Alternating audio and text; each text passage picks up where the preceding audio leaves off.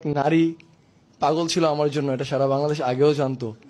বেশিরভাগ সিলেটের মেয়েরা, তারা আর কান্না করার দরকার নাই। এবার খাবার এলো গিয়া দিও ও চাঁদপুর চাঁদপুর নেন চাঁদপুর হ্যাঁ ও নুকা আপনি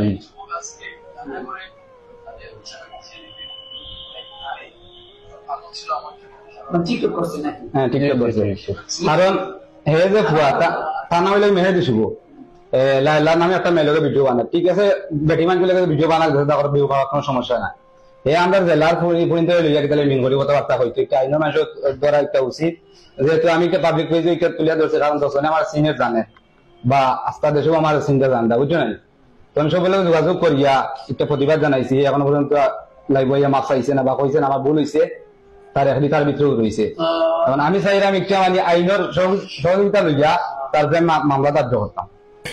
গত কয়েকদিন আগে আমরা সিলেটি ফুরিন্তর লইয়া আজে বাজে কথা হয়েছিল মেহেদি হাসান শুভয় একটা পাগল হে মনে করছে দিতা সিলেটি ফুরিন আসে জানে না সিলেটি ফুরিন্তর লগে সিলেটি ফুয়ান যে বাগর বাচ্চান যেটা জানেন না ওই দেখো আমরা সিলেটের পাপ্পু ভাইয়ে গিয়া থানাত দিয়া মামলা করছেন গিয়া মেহেদি হাসান শুভর নামে।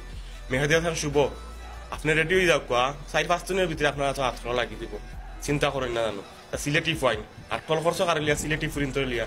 ভিডিওটা আপনারা বেশি বেশি করে শেয়ার দোকা। ধন্যবাদ।